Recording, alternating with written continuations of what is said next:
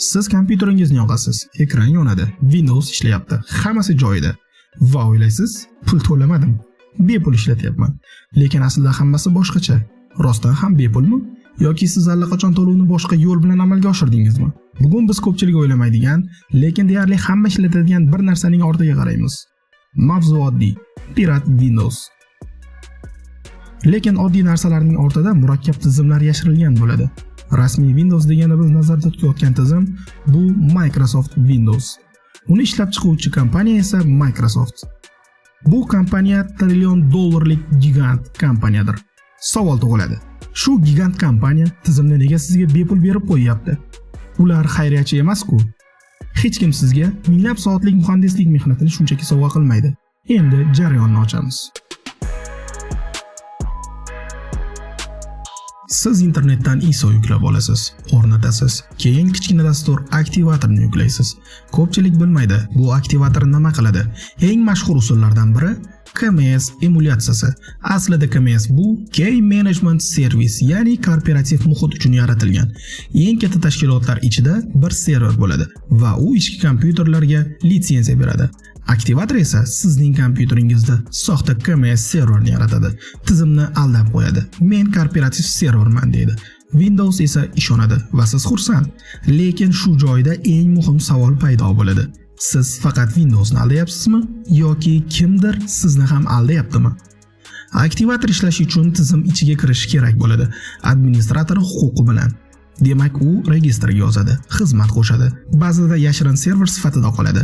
Siz o'chiraman deb o'ylaysiz, lekin u tizim fonida yashashi mumkin. Kiber xavfsizlik kompaniyalari tomonidan o'tkazilgan ko'plab tahlillarda norasmiy aktivator paketlari ichida zararli kodlar aniqlangan. Bu kodlar oddiy virus emas, ba'zida ular kriptominer bo'ladi. Sizning protsessoringiz yoki videokartangizdan foydalanib kriptovalyuta qaziydi. Siz esa nega kompyuterim qiziyapti, nega kompyuterim qotyapti deb o'ylaysiz. Ba'zida ular backdoor bo'ladi, ya'ni orqa eshik. Bu degani tashqaridan kimdir tizimingizga kirish yo'lini ochiq qoldiradi. Siz Windowsni tekinga oldim deb o'ylaysiz, lekin evaziga kompyuteringizni ijaraga berasiz va sizda esa ventilyator shovqini boshlanadi. Endi boshqa tomoni. Bepul narsaning narxi qanchalik qimmat? Men yillar davomida pirat ishlatdim, lekin hech narsa bo'lmadi deydiganlar bor. To'g'ri, har bir aktivator zararli emas. Lekin muammo statistikada. Siz nazorat qila olmaysiz. ISO fayl kim tomonidan o'zgartirilgan, ichiga nima qo'shilgan, rasmiy distributsiya bilan modifikatsiya qilingan versiya o'rtasidagi farqni oddiy foydalanuvchi aniqlay olmaydi. Bu yerda yana bir psixologik mexanizm ishlaydi. Odamlar ko'rinmaydigan xavfni jiddiy qabul qilmaydi. Portlash bo'lsa ko'rasiz, lekin ma'lumotlar oqimi, parollar, cookieslar, sessiya tokenlari bular shunchaki jimgina o'g'irlanadi va siz bilmaysiz. Ko'pchilik o'ylaydi, Microsoft boy, mendan pul ketmaydi, nima bo'pti? Lekin masala kompaniyada emas. Gap shundaki, siz tizimni yangilash zanjiridan chiqib ketasiz. Rasmiy litsenziyada xavfsizlik yangilanishlari to'liq va barqaror keladi. Pirat tizimlarda esa ba'zida update o'chiriladi, ba'zida manipulyatsiya qilinadi. Bu esa yangi zaiflikni ochiq qoldiradi. Yangi exploit chiqqanida esa siz himoyasiz qolasiz. Yana bir qiziq fakt. Ko'pchilik pirat Windowsni tez deb o'ylaydi. Light, Super Light, Gaming Edition kabi nomlar bilan tarqatiladi. Aslida buning asosiy sababi xavfsizlik modullari va himoya serverlari o'chirilganida. To'g'ri, u yengillashadi, lekin himoya ham sustlashadi. Siz tezlik evaziga qalqonni olib tashlaysiz. Endi eng muhim savolga qaytamiz. Nega ular bepul beradi? Chunki mahsulot Windows emas. Mahsulot sizning resursingiz, CPU va GPU quvvatingizdir. Sizning internet trafikingiz, ma'lumotlaringiz, hatto ba'zida sizning kompyuteringiz bonnetning bir qismiga aylanishi mumkin. Minglab zararlangan kompyuterlar bir markaz tomonidan boshqariladi. DDoS hujumlari, spam, kriptomining. Siz oddiy foydalanuvchisiz, lekin tizimingiz boshqa maqsadda ishlatilishi mumkin. Siz kompyuteringizning yagona egasimisiz yoki uni kim bilandir bo'lishyapsizmi?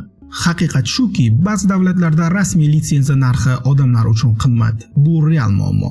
Lekin alternativ yo'llar bor. Masalan, bepul va ochiq kodli tizimlar mavjud yoki rasmiy sinov versiyalari yoki arzonlashtirilgan litsenziyalar.